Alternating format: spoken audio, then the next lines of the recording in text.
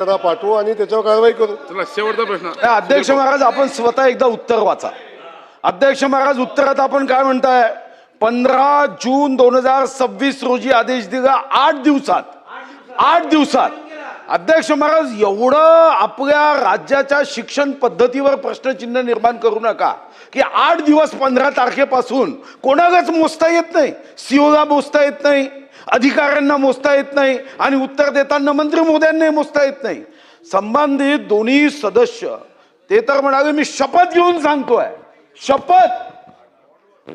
माननीय सदस्य बबनराव लोणीकर ते सांगताय की 1 वर्षापूर्वी सीओंकडे बैठक झाली, व्हिडिओ दिले. आता फक्त प्रश्न एवढाच आहे की चौकशी करण्याचा SOP काय असतो? चौकशी करणे म्हणजे काय?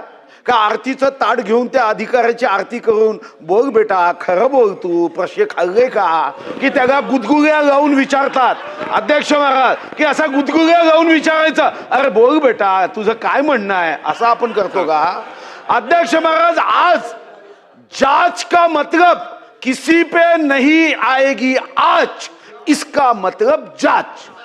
तपास म्हणजे काय अध्यक्ष महाराज? नाही मंत्री महोदय, म्हणून मी तुम्हाला माहिती देतोय की निलंबन म्हणजे शिक्षा नव्हे. निलंबन त्या लोकांना दिलं जाते जसं आरोपी आपण ठेवतो, पण एखादा आरोपी बदमाश असेल तर तो अंडाकृती बॅरेकमध्ये ठेवला जातो, तो गुन्हेगारच आहे. पण आपल्याला लक्षात आलं हॅबिच्युअल आहे, धोका आहे, तर त्याच्यासाठी अलग. आता यांच्यासाठी मला माहिती आहे तुम्ही अशा गुन्हेगारांना पोटाशी लावत नाही आणि पाठीशी ठेवत नाही, असा माझा समज आहे. पण तो खरा आत्ता करायचा आहे, आत्ता करावा लागेल तुम्हाला. आणि म्हणून तुम्ही अध्यक्ष महाराज ताबडतोब निलंबन म्हणजे शिक्षा नव्हे, चौकशीवर प्रभाव होऊ नये म्हणून निलंबन आहे. आणि म्हणून आता तुम्ही BDOला निलंबित करा, मग पहा तुम्ही 8 दिवसात चौकशी अहवाल येते की नाही.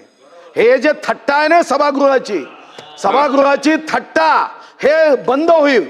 तुम्ही एकच शब्द वापरा की आम्ही आता निलंबित करून मग चौकशी करतो. 8 दिवस नाही, उद्या सकाळी अहवाल येईल.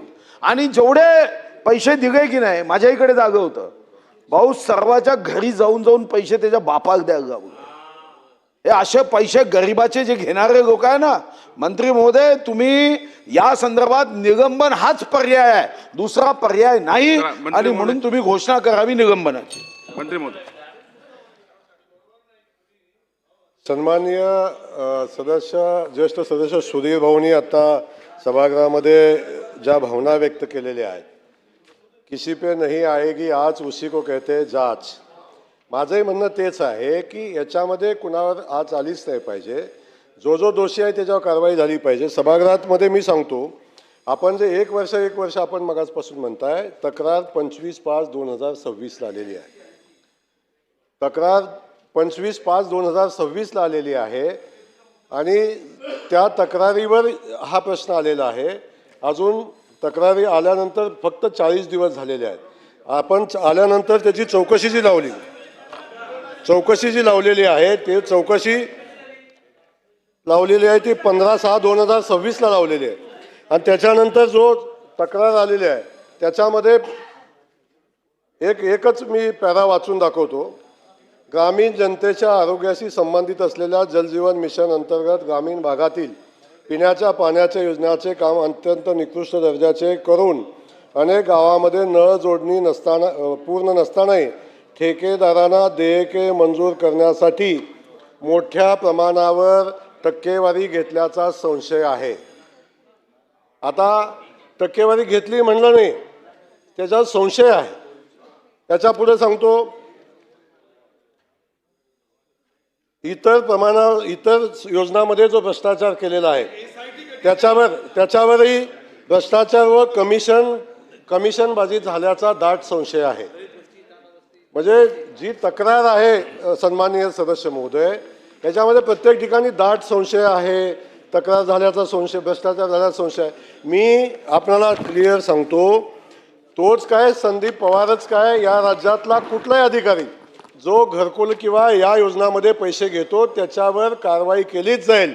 आणि याच्यामध्ये मी सांगतो तुम्हाला, याच्यावरही सीओना तातडीनं सूचना देण्यात येतील.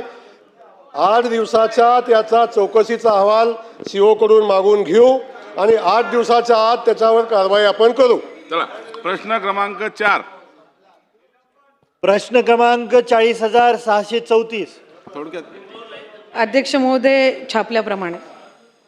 अध्यक्ष महाराज, राज्यामध्ये 44 बाल निरीक्षक गृह आहेत आणि उत्तरामध्ये असं त्यांनी मंत्री महोदयांनी दिलेलं आहे की जे सुरक्षा रक्षक प्रत्यक्ष कार्यरत आहेत त्यांनाच मानधन दिलं जातं, परंतु प्रत्येक बाल निरीक्षण गृहातील सुरक्षा रक्षकांची उपस्थितीची पडताळणी प्रश्न घ्या.